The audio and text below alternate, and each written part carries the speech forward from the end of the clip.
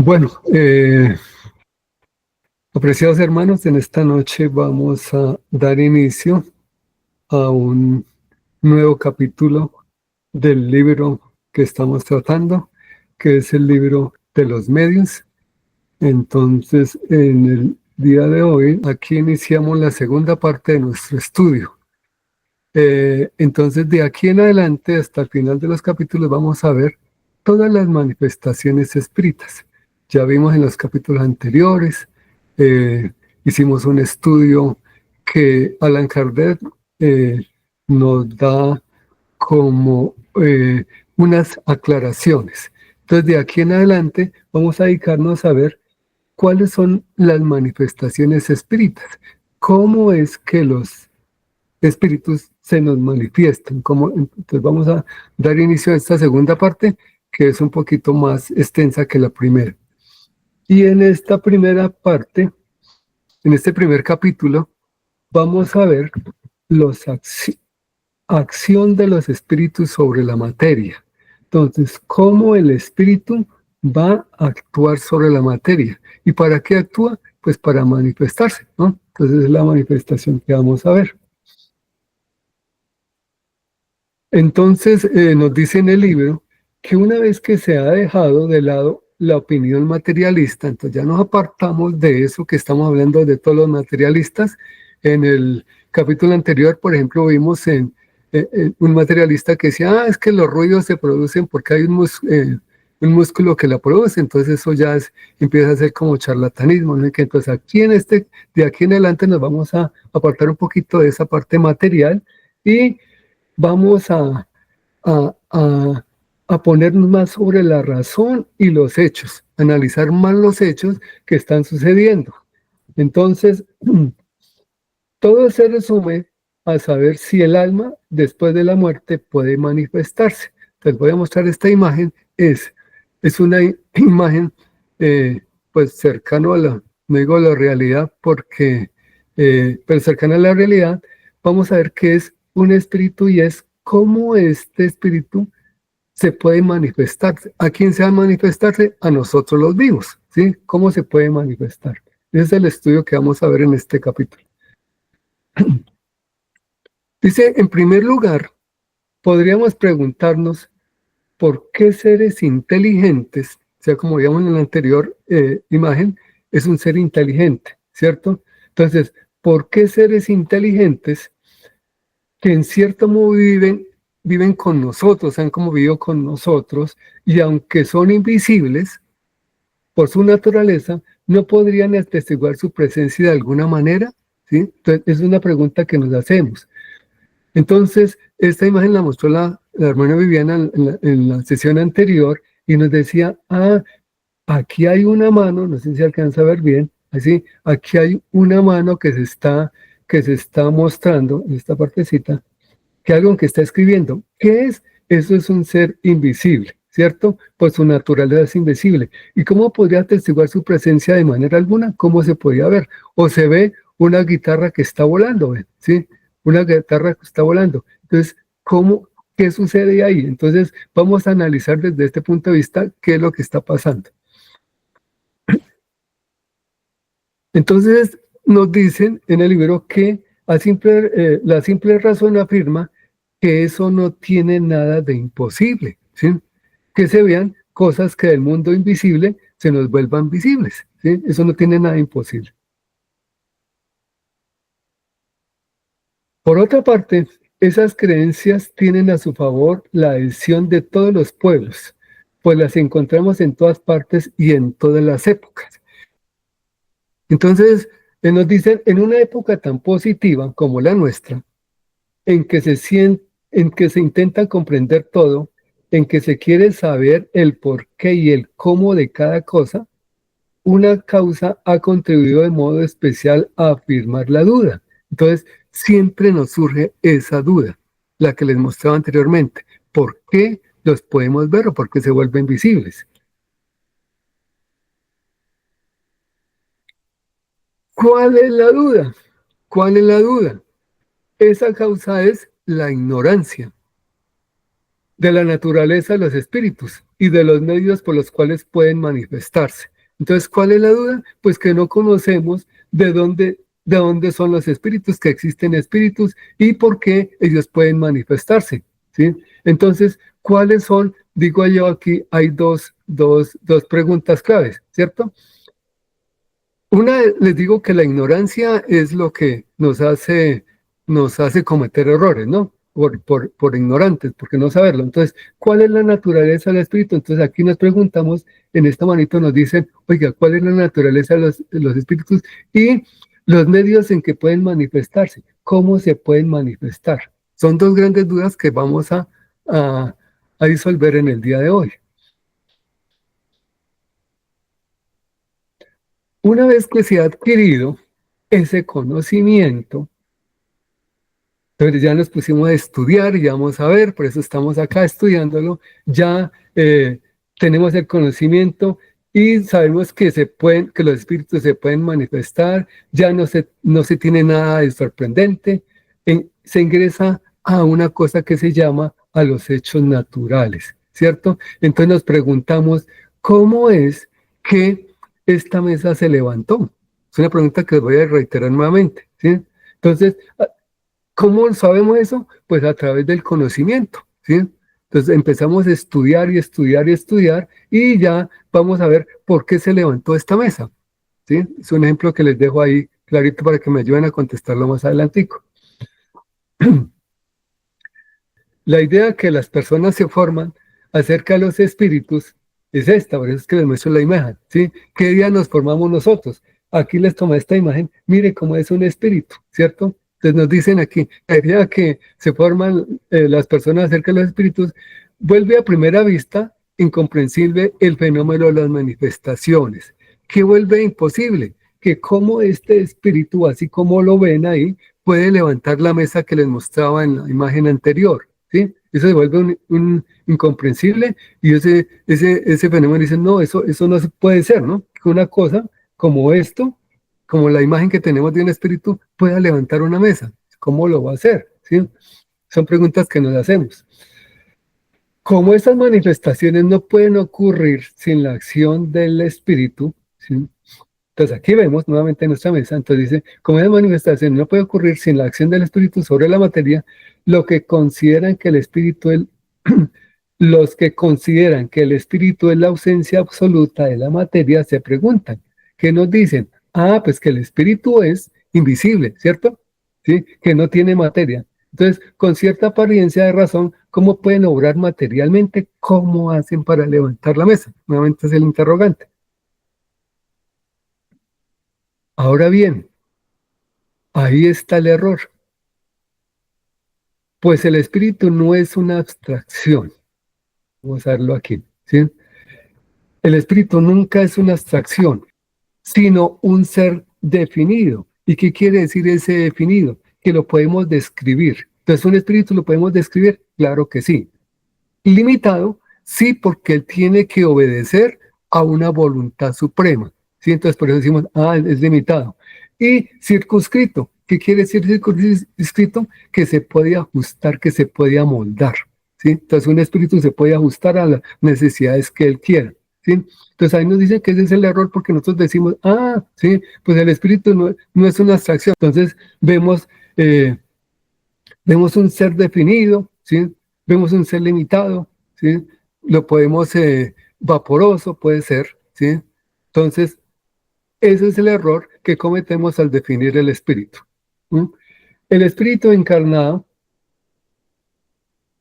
el espíritu encarnado en el cuerpo constituye el alma. Ya habíamos tratado desde temas anteriores que cuando este espíritu está acá, lo llamamos alma. Cuando sale, lo llamamos espíritu. Esa es la diferencia. Pero que nosotros, pues en el libro nos dicen que realmente espíritu y alma es el mismo concepto, ¿cierto? Entonces nos dice que cuando el espíritu encarnado en el cuerpo constituye el alma, cuando lo abandona en ocasiones de la muerte, no sale de él desprovisto de toda envoltura. Todos los espíritus nos dicen que conservan la forma humana. Mire que acá, como para un ejemplo, conserva, ¿qué conserva? Mire que hasta los mismos tenis conserva aquí, ¿sí? El espíritu se va y conserva hasta los mismos tenis. Puede conservar las mismas, con la misma ropa, lo mismo todo. ¿Y, y cómo se nos va a manifestar? Pues con la misma forma que tenía la persona humana. Eso es lo que nos dicen ahí.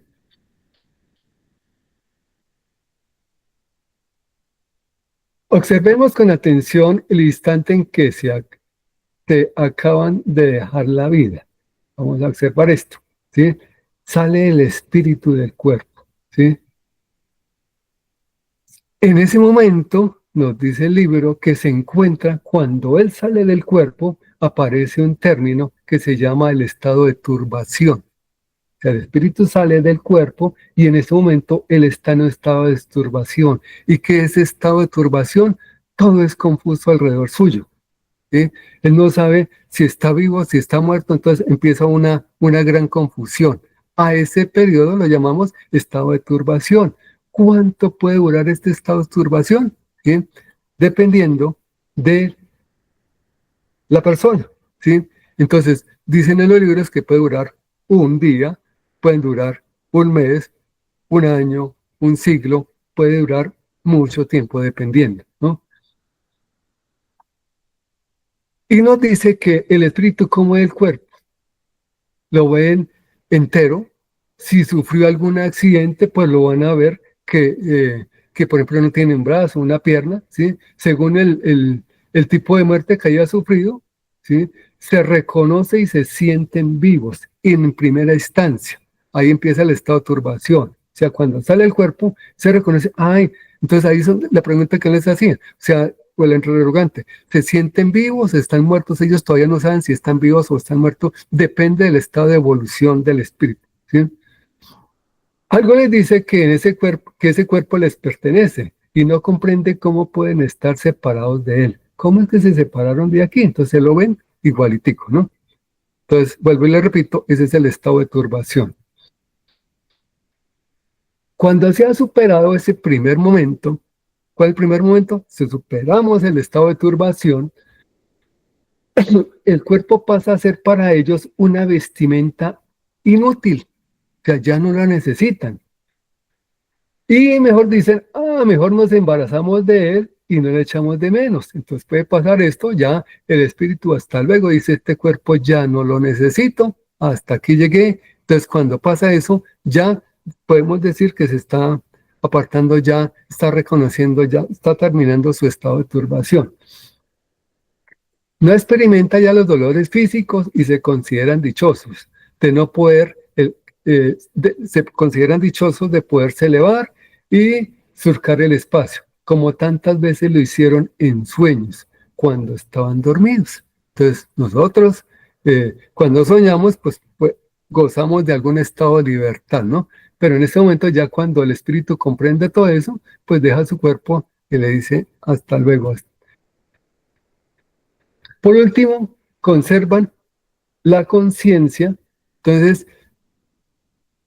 en la anterior, ella se va, pero ¿qué se lleva? ¿Qué se lleva este espíritu? Se lleva la conciencia de su yo y de su individualidad. Entonces, no lo deja todo en el cuerpo, ¿no? Entonces, aquí estamos viendo que sale del cuerpo y el espíritu se lleva su conciencia. ¿Qué conclusiones traemos de ello? ¿Sí? Concluimos que el alma no deja todo en la tumba, sino que algo, se lleva algo consigo, se lleva algo con ella. ¿Qué se lleva? Su conciencia, su yo y su individualidad. Numerosas observaciones y hechos irrefutables de los que hablaremos más adelante nos han llevado a la conclusión de que hay en el hombre tres componentes, que los vimos desde el primer momento. ¿Cuáles son esos tres componentes? ¿Sí? Siempre en el hombre va a haber tres componentes. Entonces aquí tenemos el primer componente, segundo componente y tercer componente. ¿Sí? Eso es lo que nos dicen aquí la doctrina espírita. Siempre el hombre va a tener tres componentes. ¿Cuáles son? Vamos a verlos. Primero, el alma o el espíritu. ¿Y qué es el espíritu? Principio inteligente en el cual reside el sentido de la moral. Es el principio inteligente. Segundo componente, el cuerpo, envoltura densa, material. ¿Qué es material? Pues la física y la química que nos dicen que todo lo que tenga masa y que ocupe un lugar en el espacio, eso se llama material. Entonces el cuerpo tiene masa y ocupa un lugar en el espacio, ¿cierto? Entonces el cuerpo, envoltura densa material, que recubre transitoriamente el alma para el cumplimiento de ciertos designios providenciales. Tercer componente, el periespíritu, envoltura fluídica semimaterial que sirve de vínculo entre el alma y el cuerpo. La muerte es la destrucción, o mejor dicho, la disgregación de la envoltura densa, que el alma abandona. La otra se desprende del cuerpo y acompaña al alma, que de esta manera queda siempre con una envoltura. Esta última, aunque fluídica, etérea, vaporosa, invisible, para nosotros en su estado normal no deja de ser materia. Entonces, ¿qué decimos? ¿Qué decimos? Que aquí está el cuerpo. Al llegar la muerte, ¿qué hacemos? Esto queda inerte, ¿cierto? Y es la parte que se disgrega y se pierde. ¿Qué queda? ¿Qué sale? El periespíritu, ¿sí? Queda este señor que es el periespíritu, ¿sí? ¿Qué nos dice aquí? Que es una envoltura fluídica, etérea, vaporosa e invisible, ¿sí? Para nosotros, ¿no? En su estado normal, ¿no? ¿Sí? Pero ¿qué nos dice aquí? Que no deja de tener propiedades de esta parte, ¿sí? No deja, por eso en el concepto anterior nos decían semimaterial, ¿cierto? Semi nos quiere decir que es parte etérea y parte material, ¿cierto? Y por último, ¿qué nos queda? El espíritu. ¿Y cómo es el espíritu? Ya se lo voy a mostrar. Así pues, esta segunda envoltura, ¿cuál es la segunda envoltura? El perispíritu, ¿sí? Existe durante la vida corporal. Es la intermediaria de todas las sensaciones que el espíritu percibe. ¿Mm? Entonces, este perispíritu es el que todo percibe de este cuerpo, ¿cierto? Mediante la cual transmite su voluntad hacia el exterior y actúa sobre todos los órganos. Entonces, como les decía, este señor es el intermediario entre este. Entonces, aquí para dar un ejemplo más, más concretico, digamos que el espíritu le transmite al perispíritu y el perispíritu es el que le transmite al cuerpo.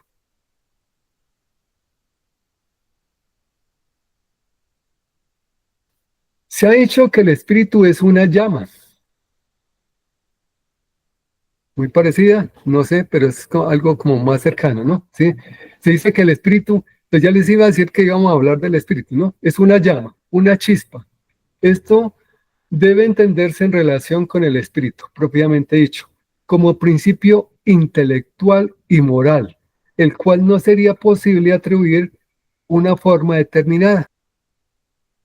Entonces decimos que, conclusión, espíritu, una llama, ¿cierto? Una chispa, es lo que nos dicen en el libro de los espíritus. Sin embargo, sea cual fuera el grado en que se encuentre, el espíritu siempre se haya revestido de una envoltura perispiritual. Entonces, este espíritu siempre va a estar acompañado ¿de quién? De su periespíritu. Siempre va a estar acompañado, ¿sí? Cuya naturaleza se hace cada vez más etérea a medida que el espíritu se purifica y se eleva en la jerarquía espiritual. A medida que este espíritu se purifica, empieza a ser de los espíritus puros, pues ya no va a necesitar del periespíritu, ¿sí? Entonces podemos decir que el espíritu es puro, ya esta parte es periespiritual, como es semimaterial y ya, ¿sí? Ya casi no la van a necesitar. La forma del espíritu es la forma humana. Miremosla aquí, ¿sí? Cuando se nos aparece, por lo general lo hace en la forma en que la conocimos. Entonces, veámoslo aquí. Tenemos nuestro espíritu, una chispa de luz, ¿cierto? ¿Sí? Tenemos nuestro cuerpo y el intermediario, el periespíritu, que siempre adopta la forma humana con la que vivíamos en la tierra. Ya veamos aquí que adopta hasta la misma, yo siempre hago referencia a esto, que más adelante vamos a ver en un capítulo, hacer referencia hasta la misma vestimenta, ¿ven? ¿Sí? Entonces, nos dimos, ¿cómo es el perispíritu? Pues la misma forma humana. El perispíritu tiene la misma forma humana, o adopta más bien la forma humana, ¿no? Regresemos a la naturaleza del espíritu. Vamos a hablar aquí del periespíritu, ¿sí? ¿Por qué es esencial para la explicación que vamos a dar? ¿Sí? Entonces, realmente este capítulo hace mucha referencia al periespíritu. ¿Sí? Hemos dicho que aunque fluídico, ¿cierto? El perispíritu no deja de ser una especie de materia. Entonces, lo definimos anteriormente como semimaterial. Y esto resulta del hecho de las apariciones tangibles, acerca de las cuales volveremos a hablar. Entonces, ¿cómo es que podemos levantar una mesa? Ya vamos llegando a la conclusión. Bajo la influencia de ciertos medios, se ven las manos, nos decían, mire, bajo la influencia de ciertos, se ven manos que aparecen con propiedades de manos vivas. Entonces, por acá, vamos a verle, por acá vemos unas manos. Ay, no las tomo, perdón. Aquí hay unas manos que parecen manos vivas, ¿cierto? Se pueden palpar, ofrecen resistencia a un cuerpo sólido, como si lo estuviéramos tocando. Estrecha los presentes y después se desvanece, se pueden perder, ¿sí? ¿Cómo puede ser eso posible? ¿Sí? Pues vamos a verlo aquí en la siguiente, ¿sí? ¿Qué nos dicen? El hecho de que sean tangibles, ¿quién? El perispíritu, su temperatura, en suma la impresión que causan los sentidos, pues se ha visto que dejan marcas en la piel, que dan golpes dolorosos o acarician con delicadeza. Prueba que esas manos son de algún tipo materia.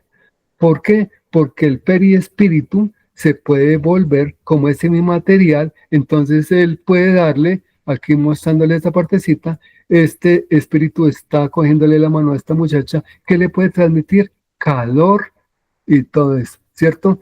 Calor y todo eso. Me hizo acordar aquí, aparte de la Biblia, ¿sí? Cuando el Maestro Jesús se les aparece a los apóstoles y les dicen, especialmente, ¿quién es el no creyente? Tomás. Entonces el Maestro Jesús, ¿qué le dice? Tomás, como usted no cree, venga y coloque el dedo sobre mis llagas, ¿cierto? ¿Y quién era en ese momento el Maestro Jesús? Un espíritu, ¿cierto? ¿Cómo se materializó ahí? ¿Cómo se hizo? Pues a través de su perispíritu. Entonces por aquí nos dicen eso, que los espíritus pueden transmitir hasta su calor y ellos pueden, nos dice, dar golpes, ¿sí? Dar caricias y las podemos sentir, ¿sí? La naturaleza íntima del espíritu propiamente dicho, es decir, el del pensante, nos resulta por completo desconocida. ¿Qué nos quiere decir esto? ¿Sí? Que si nos podemos investigar, y allá en el libro de los espíritus nos dicen, oigan, ¿de dónde es que salen los espíritus? ¿De dónde vienen los espíritus? Es creación de Dios. ¿Quieren conocer la naturaleza íntima? Entonces dice, esos son designios de Dios y todavía no los podemos conocer muy a fondo, ¿cierto? Eh, el espíritu se nos revela por sus acciones y esas acciones solo pueden impresionar nuestros sentidos materiales a través de un intermediario material. ¿Quién es ese intermediario material? Este señor que se llama periespíritu. Entonces ya sabemos que solito el espíritu no puede hacer nada, entonces se vale de este señor que es el periespíritu. Así pues, el espíritu necesita materia para actuar sobre la materia. Este espíritu necesita ¿qué? Su periespíritu para que el perispíritu pueda actuar sobre la materia. Su instrumento directo es el perispíritu, como para el hombre lo es el cuerpo. Ahora bien, según acabamos de ver, su perispíritu es materia. A continuación, le sirve de agente intermediario el fluido universal, especie de vehículo sobre el cual actúa. Aquí les voy a dejar un interrogante, ¿sí? Y es, ¿cómo puede el espíritu? Pues ya sabemos que el espíritu no puede levantar esta mesa, sino lo hace a través de ¿quién? De su periespíritu, ¿cierto? Y aparece otro nuevo concepto que se llama el fluido universal, ¿sí? Entonces, el espíritu se vale del periespíritu y el periespíritu utiliza este fluido universal para darnos este efecto. Ahí nos falta otro componente, ¿sí? Y el componente va a venir de estos señores, que ese componente se los voy a dejar interrogante para que más adelante en el libro, cuando avancemos, lo descubramos cuál es, ¿sí? Por ahí nos falta un tercer ingrediente.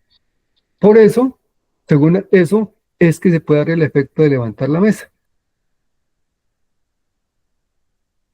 Considera de este modo la acción de los espíritus sobre la materia. ¿Cómo se llama este capítulo? Acción de los espíritus sobre la materia. La materia es la mesa. ¿Cómo puede el espíritu obrar sobre la mesa? Pues a través de su periespíritu y con la ayuda del fluido universal, o también se conoce como fluido cósmico universal. Y el tercer elemento, que más adelante a- a- lo vamos a estudiar. Se comprende entonces que todos los efectos, pues al comprender esto, ¿sí? Ya nosotros los que vimos en un capítulo anterior, ¿sí? Decimos que, como ya conocemos qué es el efecto, ¿sí? Pues nos dicen que estos efectos no son más que hechos naturales, ¿sí? Y que no tienen nada de maravillosos, ¿sí? Y que decíamos en el capítulo de maravilloso, que qué es maravilloso, algo que está fuera de las leyes de la naturaleza. Entonces, cuando entendemos, como ya entendimos por qué se puede levantar la mesa, pues aquí podemos entender, ¿se acuerdan de este ejemplo que yo les dije de la oruga? Y oiga, qué maravillosa es esta mariposa porque apareció la mariposa. No, cuando conocemos cuál es el fenómeno, nos dice aquí, ya desaparece lo de maravilloso y sobrenatural, ¿no?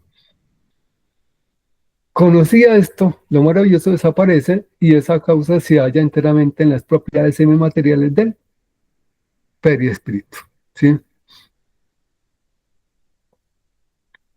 Tal vez alguien se pregunte de qué modo el espíritu, con la ayuda de una materia tan sutil como el perispíritu es tan sutil, puede actuar sobre cuerpos pesados y compactos y levantar mesas, ¿sí?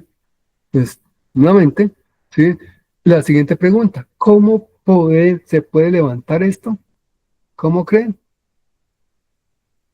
¿Cómo se pueden alzar cuerpos tan pesados? Vamos a suponer que esto sea de acero, ¿sí?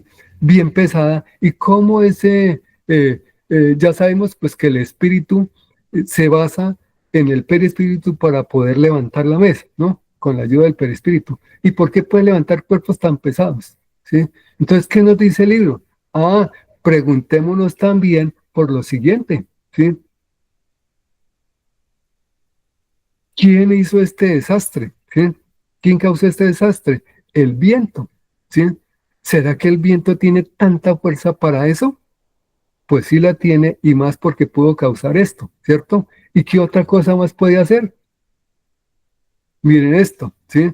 ¿Quién la hizo? La fuerza del viento, ¿sí? Entonces, ¿será que el Espíritu sí puede levantar una mesa tan insignificante como eso? Eso y mucho más, ¿no? Pregunta, ¿qué hay de extraño en admitir que el espíritu, con la ayuda de su perispíritu, pueda levantar una mesa sobre todo si se sabe que ese perispíritu puede hacerse visible, tangible y comportarse como un cuerpo sólido? Entonces él En ocasiones el perispíritu puede ser tan sólido y por eso les decía que podemos tener este levantamiento de la mesa hasta por ahí arriba, ¿sí? ¿Sí? Así como el viento tiene tanta fuerza para arrastrar todo, ¿sí? El perispíritu también tiene, pues, pues no es nada extraño, ¿no? Eso no es ninguna extrañeza. Una conclusión, ¿por qué se pueden, si el espíritu es tan sutil y el perispíritu es tan etéreo, ¿por qué se pueden dar las manifestaciones? ¿Por qué pueden actuar sobre la materia? ¿Sí? Entonces, ¿por qué el perispíritu es semimaterial y por eso puede actuar sobre la materia? Esa es la gran conclusión de nuestro capítulo.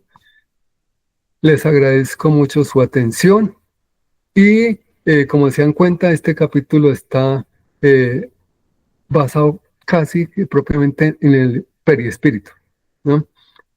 No sé si alguien tenga alguna inquietud para que nos la formule en este momento. Bueno, pues les agradezco mucho su asistencia en el día de hoy y entonces cordialmente invitados para dentro de 8 días el siguiente capítulo. Que pasen una feliz noche.